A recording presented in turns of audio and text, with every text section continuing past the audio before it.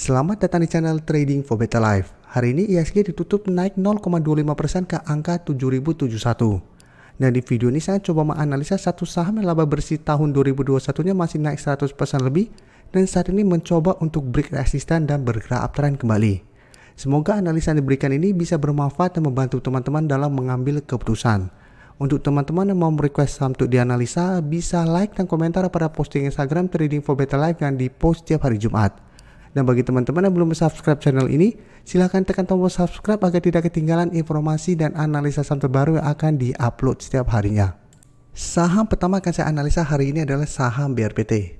BRPT hari ini saya update lagi karena ternyata keluar artikel berita bahwa laba bersih BRPT melonjak 157%. Jadi ini merupakan sentimen positif dan hari ini memang BRPT masih bertahan di harga 905. Masih berada di atas garis EMA 50. Tapi karena candle hari ini berwarna merah dan sempat ada shadow ke bawah lumayan panjang, ini belum terkonfirmasi break. Tapi bisa kita pantau karena saat ini BRPT sudah mencoba untuk mulai reversal trend dari downtrend ke uptrend. Dan garis MACD pun bisa kita lihat saat ini sudah mulai mengarah ke atas. Untuk data broker summary, jika kita lihat walaupun hari ini tidak naik dan turun, ada distribusi. Asing juga terlihat hari ini masih distribusi. Jadi dari data yang kita dapat untuk BRPT, hati-hati, saya lihat masih ada potensi untuk turun menyentuh harga 900 atau garis EMA 50-nya. Apabila teman-teman sudah berhasil membeli di sekitar harga 850, bisa pertimbangkan untuk take profit apabila ternyata gagal break dari garis EMA 50 atau hold saja selama harga 850 tidak terlewati. Karena saya lihat setelah keluar laporan keuangan bahwa laba bersihnya masih naik lumayan tinggi, BRPT masih ada potensi untuk lanjut naik mengetes garis EMA 150. Dan walaupun hari ini ada distribusi, selama masih kuat berada di atas garis EMA 50, saya lihat tren BRPT akan membaik. Jadi masih ada potensi untuk naik mengetes garis EMA 150 dan mulai bergerak tren apabila berhasil break dari garis EMA 150 ini. Selanjutnya saya coba analisa anak perusahaan dari BRPT yaitu TPIA. Bisa kita lihat TPIA secara tren lebih bagus daripada BRPT. TPIA sebelumnya bergerak sangat uptrend, sempat menyentuh harga 10.800, gagal break, sempat turun lumayan dalam di bawah garis EMA 50, tapi bisa kita lihat satu masih bisa rebound dan saat ini kembali mengetes resisten psikologis di harga 10.000.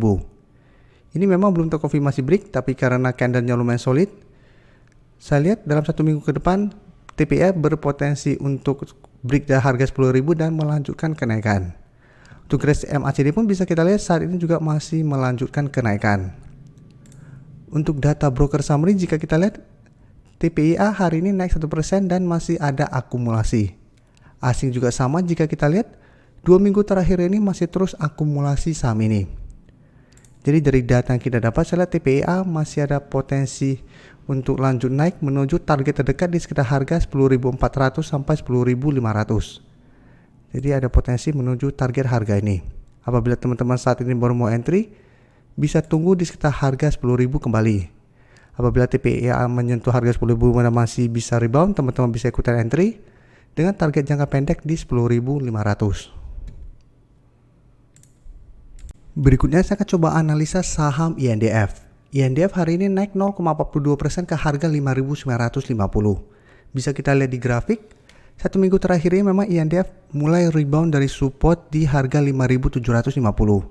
Jadi sebelumnya support ini juga masih bisa menahan penurunan INDF, suatu berhasil rebound, tapi berusaha untuk naik di atas harga 6.100, INDF gagal break dan mulai bergerak turun.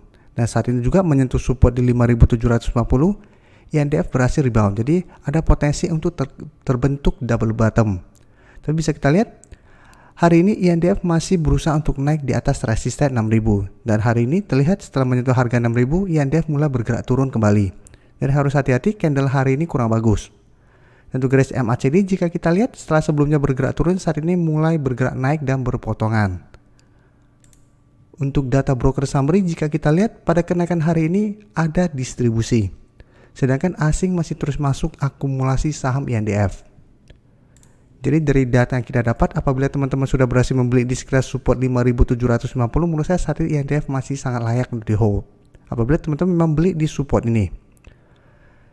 Dan bisa pertimbangkan untuk take profit apabila dalam 1 minggu ke depan INDF masih gagal naik melewati harga 6.000. Jadi bisa hold terus apabila teman-teman memang tujuannya trading jangka menengah atau jangka panjang.